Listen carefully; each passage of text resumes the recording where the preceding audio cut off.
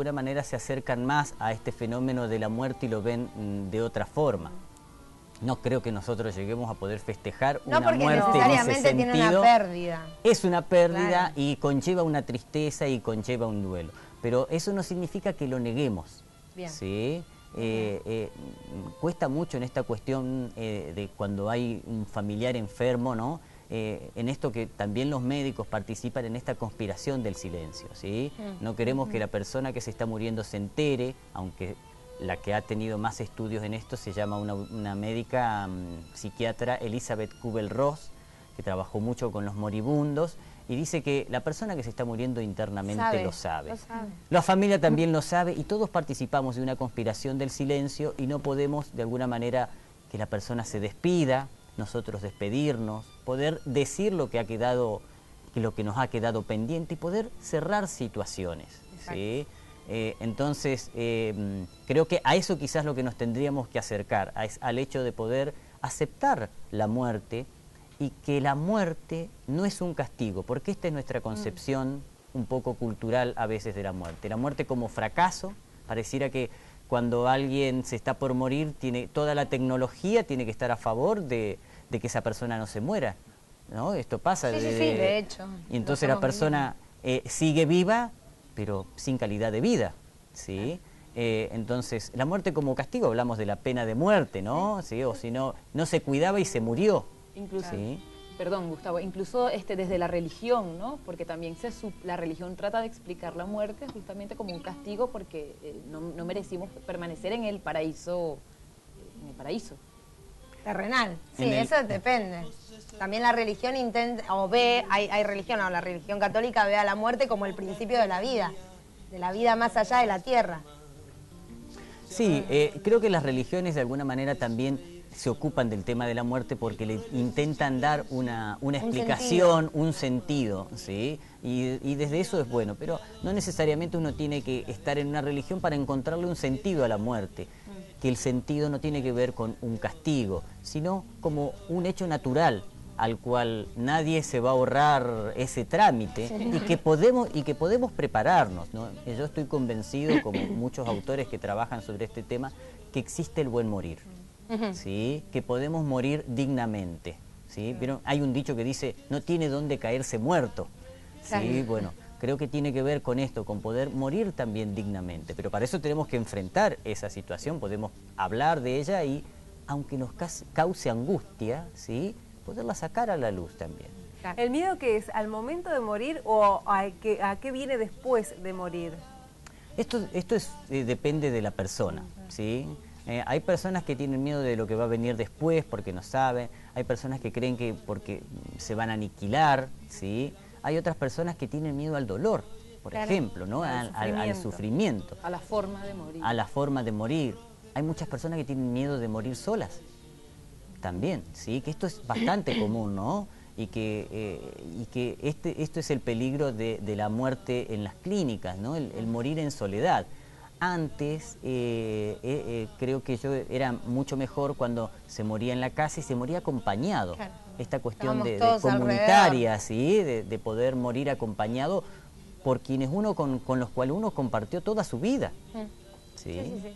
De hecho, también, y esto sigue pasando en algunas culturas, en donde a los muertos se entierran en el jardín. Bueno, ¿sí? Es como mucho. No, está bien, yo no digo... A mí me suena muy fuerte ya eso, en el jardín de la casa. Bueno, pero por ejemplo, ¿quién no tiene...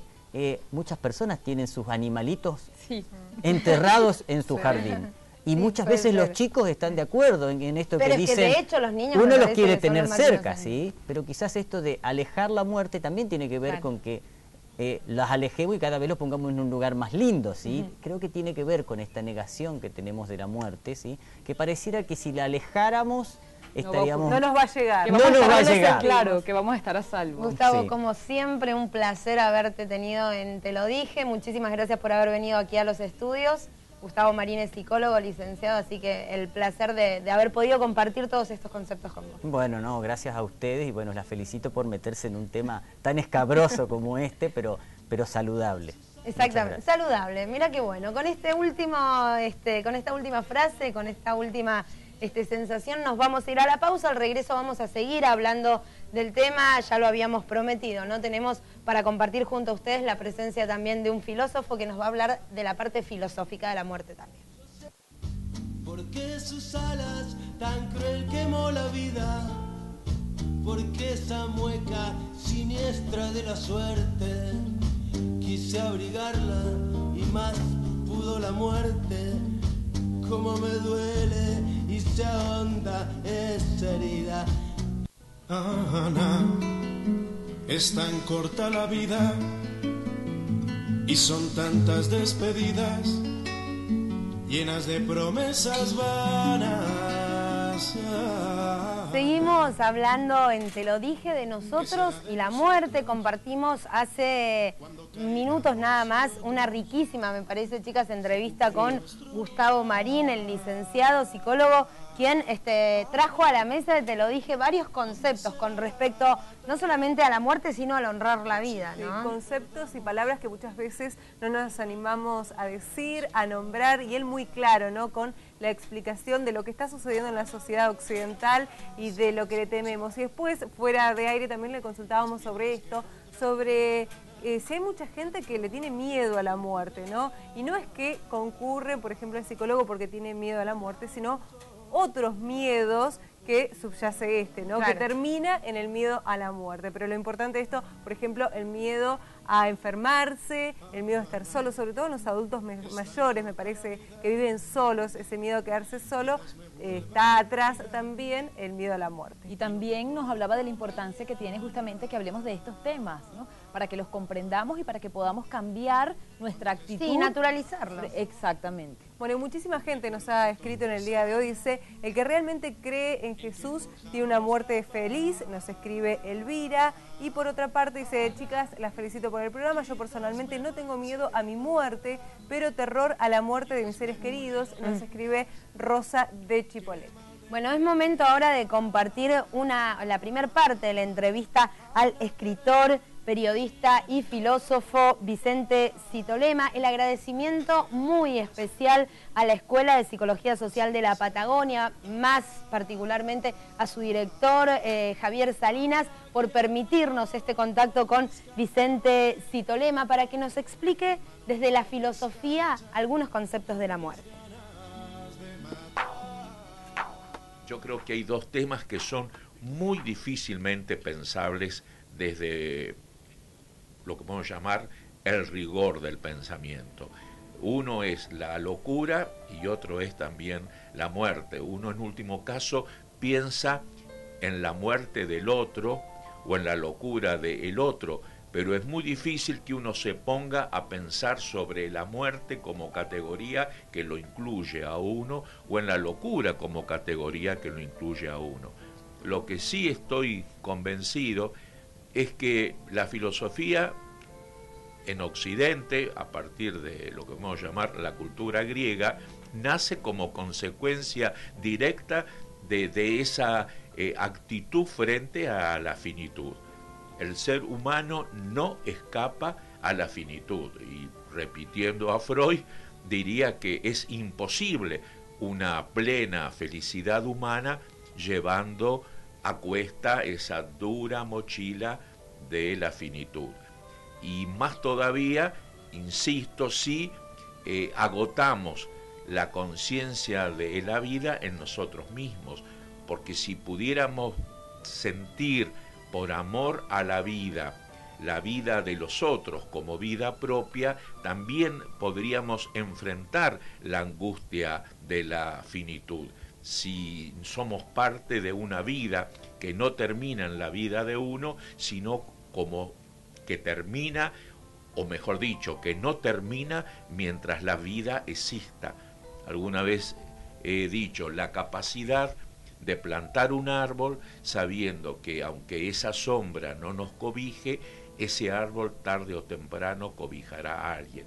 Así debe ser con la vida. Si somos capaces de vivir la vida no como una representación de la vida, sino como una vida puesta en actos, y una vida puesta en actos continuamente, y una vida puesta en actos no solo en relación a nosotros, sino puesto en acto en relación al bien común.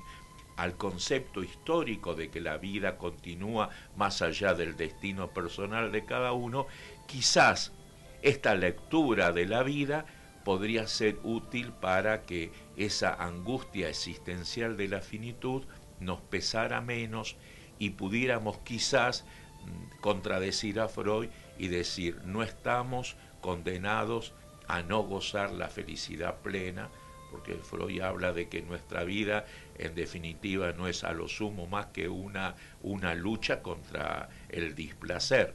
Yo creo que podría darse una lucha por el placer, una lucha por la alegría, si fuéramos capaces de vivir en un mundo donde la vida no es la muerte del otro, sino donde la vida es la manera de vivir la vida, en la vida de uno, pero mucho más en la vida de la mirada del otro. Bueno, era la primera parte de esta entrevista lograda con Vicente Citolema. Él es escritor, periodista, filósofo, explicándonos un poco desde la filosofía, lo que es la muerte, cómo miramos la muerte nosotros también. Y sobre todo también el tema de la vida, ¿no? Cómo vivimos la vida y cómo aceptamos o la vemos directamente en el diario, no solamente la nuestra, sino la del resto. Y cómo podemos trascender, digamos, de alguna manera, entendiendo que aunque no estemos más sobre la tierra, lo que sigue valiendo, lo que importa, o es tan importante que nuestra vida, la vida de los otros. Y ya vamos a ir con una segunda parte de la entrevista con él, pero hay más mensajes que llegan al 02941 15 21 8809, América. Sí, Aurelio de Viedma nos dice, la muerte es una ilusión, la vida es una luminosa realidad. También nos escriben para contarnos, hola, a mí me da terror la muerte todo el tiempo, todo el tiempo pienso en lo mismo, y más porque me da la sensación de que me voy a despertar en el cajón. Ay, qué feo. Bueno, más mensajes tenemos, dice, nuestra cultura realza el placer y la vida fácil, la muerte en cambio nos enfrenta a la posibilidad de sufrimiento y a problemas sin solución, nos es muy difícil pensar en semejante contradicción. Y por otra parte, otro de los mensajes, Violeta de General Roca dice, a la muerte no se le tiene miedo, es lo natural, Dios nos dio la vida y Él sabe cuándo nos lleva. Esto de, también hablaba el licenciado, ¿no? Tomarlo como algo natural y que no tenemos que estar pensando en lo que estamos haciendo diariamente por temor, o dejamos de hacer algo por temor a morirnos, ¿no? Vamos a compartir ahora la segunda parte de la entrevista con el filósofo Vicente Citolema para ver cómo hacemos los seres humanos para enfrentarnos a nuestro momento de muerte.